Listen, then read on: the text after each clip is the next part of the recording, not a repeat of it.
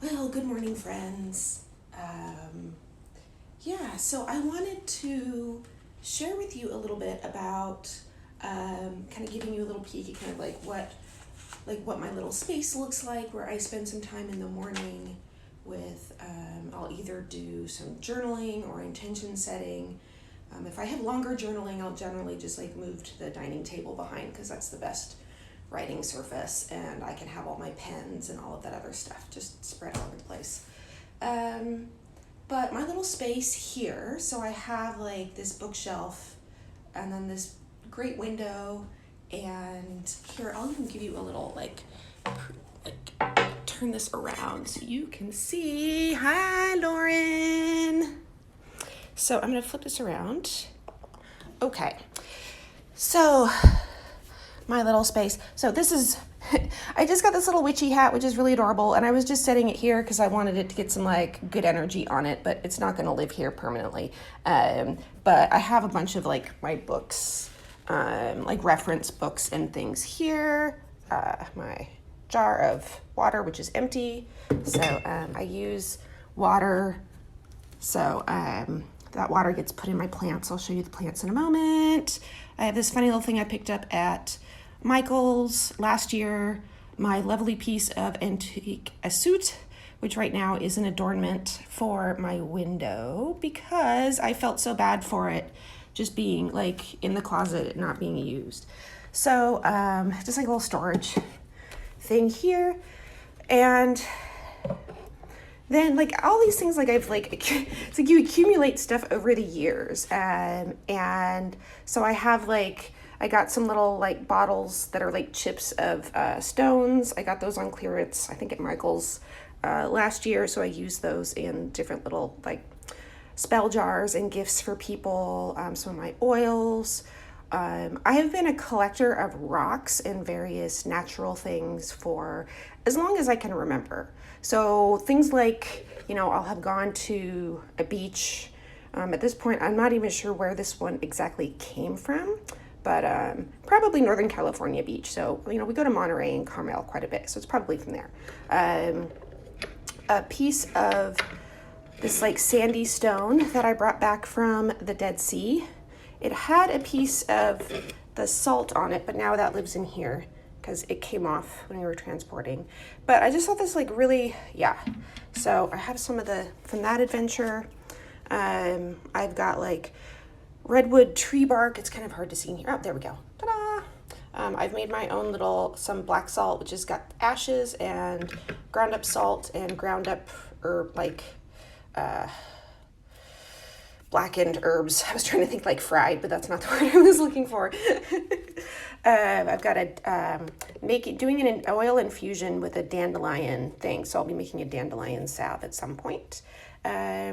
Some rosemary from my garden that I decided to just put and keep in a vase full of water because it smells really, really good. A couple of my keys from dance intensives that I've been a part of, but I also just really liked the imagery of keys. So this I got from my boyfriend, and apparently it's a decorative thing that came from IKEA, but I just like this red bubbly glass ball, so it gets to sit on top of a candle holder. My fantastic tray, which is great for protecting surfaces here. And then today the candle I have lit, I was feeling called to yellow because I wanted to really kind of tap into this bright, vibrant energy. But then I was also kind of feeling that I needed a little bit of protection for my energy levels and boundaries. So I have some just sage from my garden. It's just regular cooking sage, but I dried out the leaves and then crumbled it, put a little oil on the candle, and then rolled it on there. Have some dried roses and grass from my yard as well. These lovelies. So got my little lavenders that are here that are starting to sprout up. And then so this pot is an assortment of all sorts of different things because I had an actual like seed planter that was very well organized and labeled, and I put it outside to give it some food and to water it and let it drain, and the dog got into it and dumped it over. So I decided at that point to just say screw it, and I put them all in the same pot. So right now there's a bunch of different things growing. So there's a bergamot, there's some chamomile, what else do I have in here? Some yarrow, and some other things. I think borage. Yeah, so there's a whole bunch of little things in there. Plus I put some eggshells and stuff just to help make the soil happy. I have a jar here that I've been using. So when I write down like intentions, it can go in here if I'm wanting to do something specific. So I just kind of refresh that because it got full. So now it's ready for even more intentions. A bag of got my favorite tarot deck in it, the Slow Holler tarot. And this lovely, lovely, lovely bag is artwork by Laura Tempest Zakroff. You can find her on Owl, as in the plant, Kimi Arts. But the set of cards that I got didn't really have a case, so it needed something. Just candlestick. So this lovely little one, and I do want to just like give you like a little context around this. So the first baby that I had, and it'll be 21 years on September 21st. And she was stillborn. So at full term, and it was something that was very much like changed my life, rocked my world. But this is Grace, and she gets to be on, it gets to be part of my altar. And it's part of why I'm for a program that I'm going to be launching, why we're doing it on the equinox and on that particular day. So, and then I've got like my different cards, and I found these fun little shelves somewhere. I don't even remember where at some point, but I've had fun painting them and decorating them. The feathers are all things I've collected from walks in the neighborhood. So, there's probably a mix of raven and crow and I don't know, maybe even seagull, who knows? And more rocks and things that I've had from over the years, different adventures, and my storage of things, and just this fantastic mirrored box that I found, I think at like TJ Maxx, but I mostly liked it because of this guy, and more of my herbs from the yard, like rosemaries, and let's see, I've got rosemary, blue sage I think it's blue sage. So it's a variation of sage that I've been growing. And then rose petals. I don't remember if there's anything else in there. I think I already said rosemary. And then my little stones. So yeah, this is kind of just my happy space. So and then like, of course, on top of it, since this is a bookshelf, like underneath is I've got like journals and reference books and all sorts of things. So it's a space that is very, very, very dear to me and is definitely my happy place. I'm going to flip this around a little bit just so I can set it down and share with you a bit about what I was looking at and kind of considering this morning with things. So, and kind of the reason why I picked the yellow candle is because I'm getting ready to like implement and launch a program. It's Seasons of Wellness. And it's a program where we're integrating not just like mind, like spiritual health, but we're also really bringing in a physical aspect of it. That being that I'm a personal trainer and fitness professional. So I'm bringing in these elements of like different ways of exploring movement and taking like the not that I can make people like fitness, but like coming at it with a completely different view. Like we're not looking at it for weight loss. We're not looking at it necessarily for any kind of like body aesthetics. And not that I judge people who do that. That's not me and what I'm about. I'm very much wanting to encourage people to really tap into their body, and understanding like what it's capable of and what it can do, and that it's a very like it's a long, slow process, unfortunately. And looking at it within the framework of it being along a seasonal flow.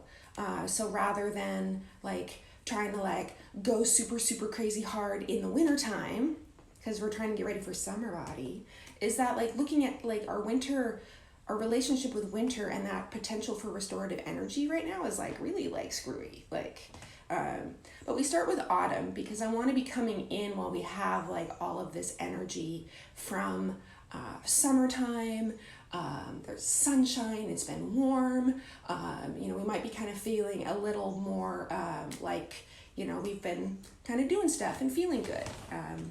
Recognizing we're also in the middle of a pandemic, and so life is just like really weird. So it might not feel like a normal summer.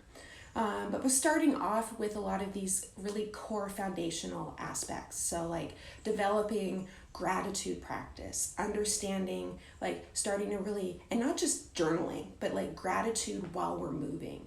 And so be incorporating, suggestions for movement. You can call it fitness, you can call it exercise, you can call it a workout, you can call it whatever you want, doesn't really matter. But really making sure that we connect that, like the physical and the body aspect, with the rest of who we are and what we're doing and how we're growing. But there's also going to be a lot of other things. So we're looking at like mindfulness practices, journaling. We're looking at I also use tarot and oracle cards, so divination practices. All these different ways of just kind of understanding like what keeps us the most like aligned, both within ourselves and within the other systems that we interact with. So the like a core tenet with this program is very much like our as within so without, as above so below. We're a little ecosystem that operates within other ecosystems that would operate within bigger ones, but it's not that we are solely responsible for our health and our well-being, because there's so many other factors from outside that influence that. So a lot of times in good and bad ways, which is part of why I'm wearing a shirt that says "Fuck your fitness standards." Because there's also like there needs to be that awareness that. The harm that patriarchy and white supremacy cause on bodies, and not just and on all bodies, but even specifically like the way that Black and brown bodies have been harmed has also like led into a lot of unhealthy fitness practices for all kinds of people. So we're like completely like we're gonna, as the kids say, I'm very old, but I'm gonna yeet that out the window. And like we're starting from ground zero, like redesigning like what it means to move the body, what it means to build strength, what it means to like feed and nourish yourself outside of disordered eating. Like really we're working with like both like the mindset, the care of the mind, the care of the body, the spiritual aspects of it, because we're in this process and it's gonna keep moving, and we're gonna keep trying to be as resilient and thrive as much as we can no matter what's happening around us. And I'm wanting to provide some support and guidance because it's something that I'm also going through, and I know that I thrive when I'm in community with other people, even if it's virtually. So that's why I'm bringing this thing into the world. So seasons of wellness, and so just stay tuned. I'm going to be talking a lot about the program and what it all entails, both in my stories and my posts.